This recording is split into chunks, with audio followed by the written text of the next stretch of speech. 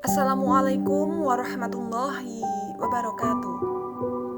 Perkenalkan, nama saya Istiqomah.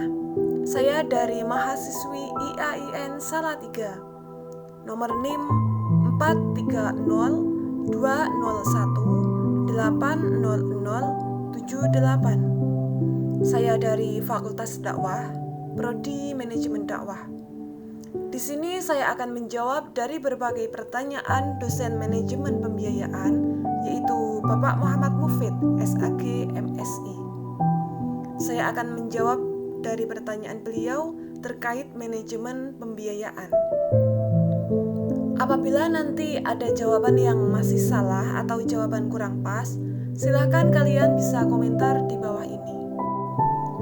Soal yang pertama, likuiditas juga dapat diartikan sebagai kemampuan individu atau perusahaan dalam melunasi utang dengan segera menggunakan harta lancar yang dimiliki.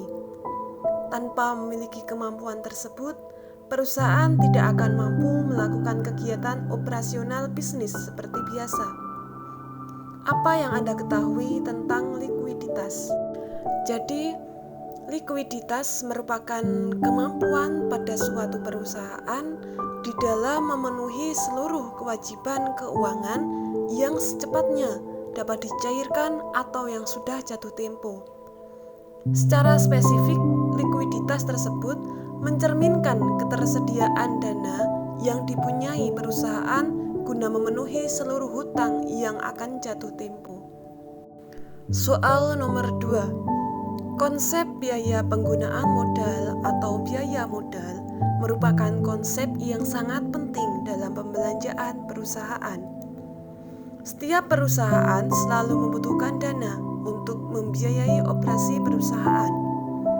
Konsep ini dimaksudkan untuk dapat menentukan besarnya biaya yang secara real harus ditanggung oleh perusahaan untuk memperoleh dana dari suatu sumber. Apa pengertian biaya modal?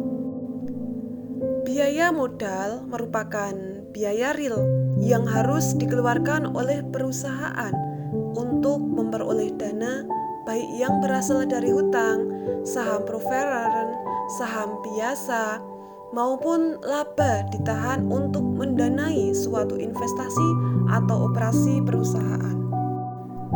Soal nomor 3.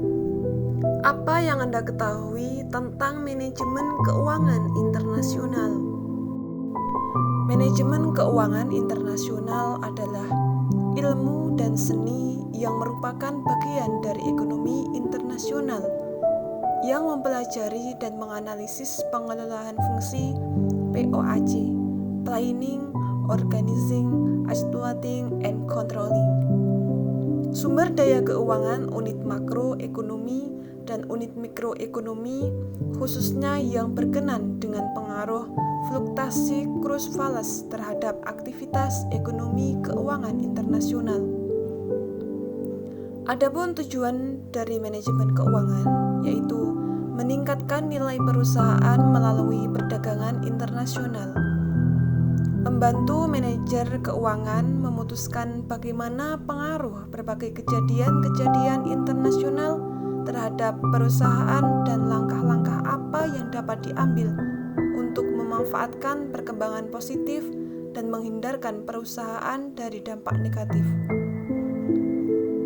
Membantu manajer mengantisipasi kejadian yang membuatnya mampu mengambil keputusan yang menguntungkan sebelum kejadian-kejadian tersebut terjadi. Kejadian-kejadian yang harus diantisipasi tersebut dapat berupa perubahan kurs valuta asing, tingkat bunga, laju inflasi, pendapatan nasional, dan kemungkinan adanya perubahan aspek politik.